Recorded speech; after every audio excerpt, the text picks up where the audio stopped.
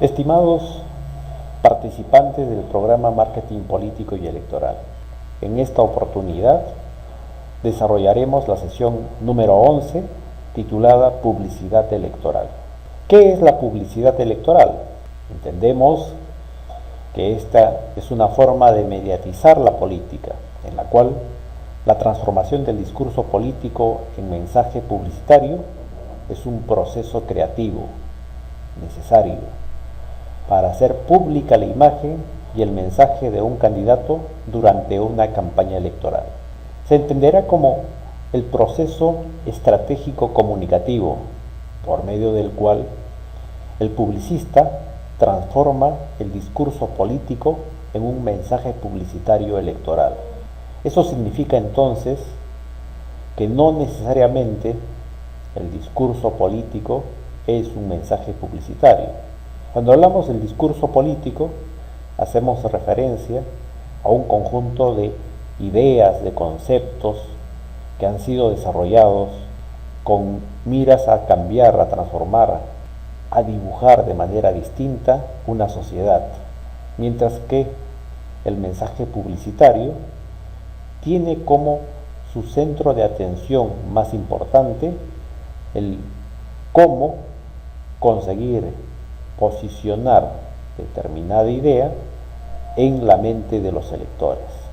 Se trata, por tanto, de un mundo preinterpretado en el que los asesores, investigadores y los propios políticos a menudo solo reproducen o retoman por su cuenta los marcos de significación desarrollados por los actores que se observan.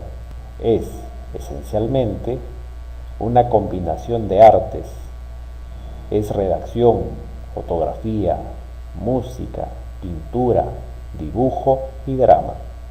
La publicidad política puede ser manipuladora, incitadora, amenazante, persuasiva, doctrinaria e inclusive contestataria o agresiva, pero siempre dependerá de una estrategia general de comunicación política que, como medio y estrategia que es, contiene siempre un fin determinado y se caracteriza por su propio accionar según la arena y el territorio donde se aplique o se difunda. Podemos encontrar que existen diferentes tipos de publicidad electoral. Tenemos, por ejemplo, los slogans. Estos son mensajes principales de la campaña, los cuales además encapsulan una idea, la idea central de la campaña, la cuantificación del candidato o un tema general, positivo y representativo, que identifica al candidato con su potencial electoral. Los eslogans siguen el mismo principio que los soundbites, además de ser memorables, procuran llamar la atención sobre una idea que sea parte del discurso, sin que ésta sufra modificaciones. Un eslogan, por sí mismo, carece de ideología, pero un eslogan tiene un carácter positivo. El patriotismo, por ejemplo, es un tema frecuente en muchos eslogans de campaña, aunque claro, puede también observarse que el adversario cree eslogans negativos del contrincante. En tal sentido, entonces, dependerá mucho del grado de reconocimiento, de recordación que pueda tener este sobre el lector. De los eslogans, además, podemos decir que se trata de la quinta esencia del mensaje, por su simplicidad y brevedad. Una cadena concisa de palabras que adquiere un enorme significado por la repetición y el contexto. Un eslogan obliga al candidato a definirse así, a sus propuestas de forma breve, simple y clara, indicando cuál es el aspecto que considera más importante para su elección. El gustar también puede ser un tema de eslogan. Por otro lado, tenemos las entimemas políticas y falsa lógica. ¿A qué se refieren los entimemas? Es una figura retórica que consiste en un silogismo en el que se omiten una de las premisas o la conclusión. Los entimemas permiten al persuasor y a su auditorio crear conjuntamente el razonamiento. Hay una estructura de los entimemas basada en el silogismo.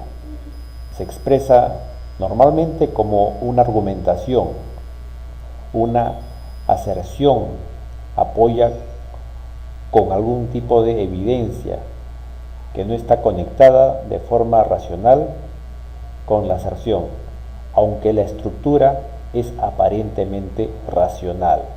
Esto corresponde entonces a los entimemas falsos. Pero cuando hablamos de una estructura del silogismo, es cuando las premisas se omiten, es porque asumimos que es un truismo o una generalización aceptada y no controvertida. Es, por ejemplo, todos los hombres son mortales. Sócrates es un mortal. Luego, Sócrates es mortal. Este ejemplo que hemos puesto pertenece en realidad a un silogismo lógico, aristotélico. Pero lo que podemos observar es precisamente que dentro de este silogismo aparecen tres elementos, ¿no?, que conforman la estructura del silogismo. La primera es todos los hombres son mortales, que es la estructura o el componente general. Luego tenemos el componente individual. Sócrates es un hombre. Y luego tenemos la deducción. Luego Sócrates es mortal. En el caso de los entimemas falsos, al construir los falsos entimemas y utilizar la posición y gestión para inferir valores y valencias, por ejemplo, deducir que estar contra la pena de muerte, una posición determinada, significa que no es tolerante con el crimen, una valencia. Entonces, aquí lo que observamos es cómo pueden utilizarse silogismos en forma retórica, es decir, basada en una construcción falsa. También tenemos los estereotipos, los símbolos y las etiquetas. Hablemos de cada uno de ellos. Empecemos por los símbolos. Son paquetes de información, atajos que permiten ahorrar información, representaciones que despiertan emociones. Son eficaces cuando hay un consenso entre auditorio y comunicador sobre su significado. El concepto liberal, por ejemplo, tiene múltiples significados, pero en los Estados Unidos es aquel candidato que favorece el gasto público y la subida de impuestos. En cambio, en el caso peruano, el concepto liberal tendría un significado totalmente distinto al de Estados Unidos. No implicaría un candidato que favorece el gasto, sino por el contrario, un candidato que está muy próximo, muy cercano a los sectores más pudientes de la sociedad. Un candidato que en lugar de favorecer los gastos públicos, más bien restringiría estos a su mínima expresión. Por tanto, el concepto de liberal cambia en función a los auditorios. Luego tenemos las etiquetas.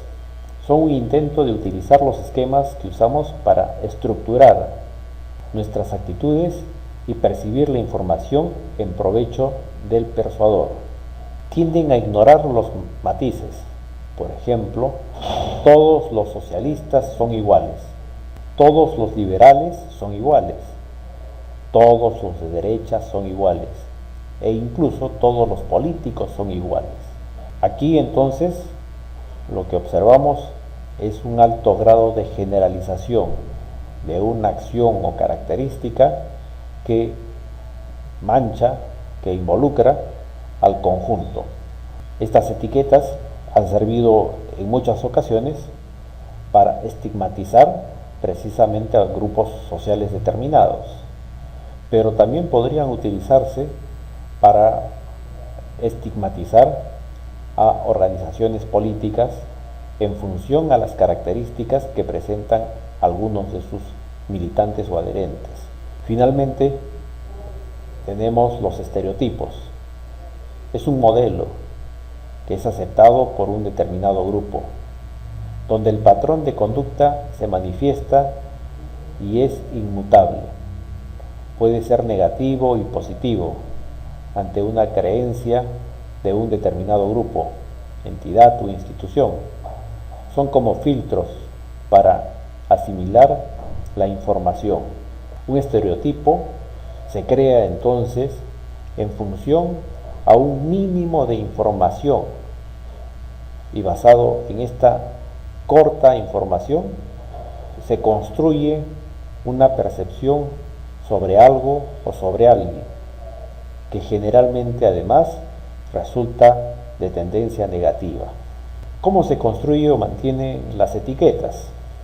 Las estrategias para la construcción son múltiples. Tenemos dos, por ejemplo. El proceso de nivelación consiste en omitir sistemáticamente los detalles que no se conforman al estereotipo. En ese sentido, si dentro de un grupo consideramos que todos son comunistas, entonces omitiremos el detalle de que algunos de ellos puedan tener pareceres diferentes a las del conjunto, a la de los comunistas. O por el contrario, si se le señala a un grupo como todos son fascistas, entonces se busca no hacer la distinción de un individuo que pueda tener diferencias respecto a esta concepción ideológica. Segundo, proceso de acentuación. Son los detalles que se adecúan al estereotipo. En este sentido, a diferencia de lo anterior, son las características de similitud que se le impone al grupo al que se le ha estigmatizado. Tercero, procesos de asimilación y exageración. Es en donde se puede realizar imputando motivos, aumentando cifras con el supuesto propósito de redondear, enfatizando rasgos fortuitos. Y finalmente el proceso de condensación.